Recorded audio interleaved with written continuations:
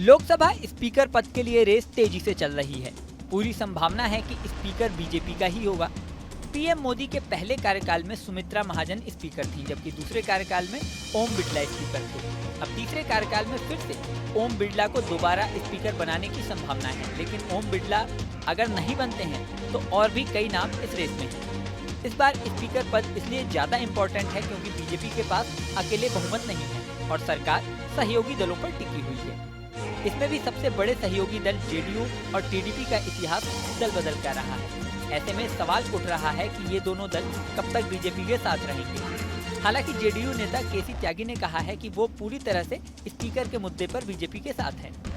केसी त्यागी ने हाल ही में एक बयान दिया था कि एनडीए का प्रमुख घटक दल बीजेपी है और वो स्पीकर को लेकर जो भी फैसला करेगी वो फाइनल होगा। लेकिन टीडीपी को लेकर मामला फंसा हुआ है।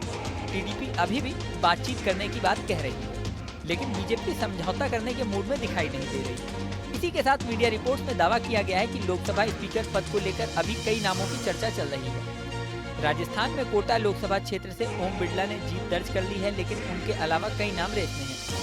स्पीकर पद के लिए डी पुरंदेश्वरी, राधा मोहन सिंह और भर्तहरि महताब का नाम भी चर्चा में है।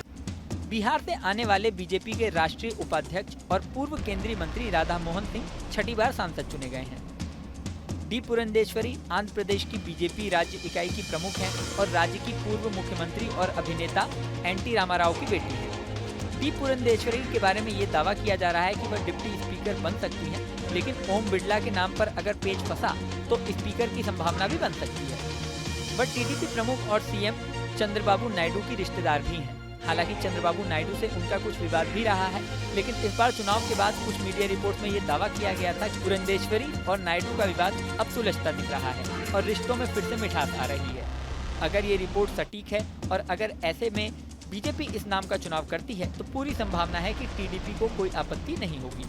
पुरंदेश्वरी पहले कांग्रेस में थी, लेकिन 2014 में वह बीजेपी में शामिल हो गई थी। 2024 के लोकसभा चुनाव में वह राजमुंदरी से सांसद चुनी गई। भर्तहरि महताब भी इस रेस में है। भर्तहरि महताब ओडिशा के बीजेपी के नेता हैं। पहले वह बीजू जनता दल से लंबे समय तक जुड़े रहे, लेकिन अब वह बीजेपी के साथ आ चुके हैं। इस बार बीजेपी ने ओडिशा में लोकसभा चुनाव के साथ साथ विधानसभा चुनाव में भी शानदार प्रदर्शन किया है और राज्य में पहली बार बीजेपी की सरकार बनी। ऐसे में हो सकता है कि स्पीकर के चुनाव में ओडिशा को तरजीह मिले। लोकसभा सांसद के सुरेश को प्रोटेम स्पीकर बनाया गया है। 8वीं लोकसभा के लिए नवनिर्वाचित सांसदों को पहले 2 दिन तक शपथ दिलाई जाएगी। शपथ के लिए प्रोटेम स्पीकर को नियुक्त किया गया है।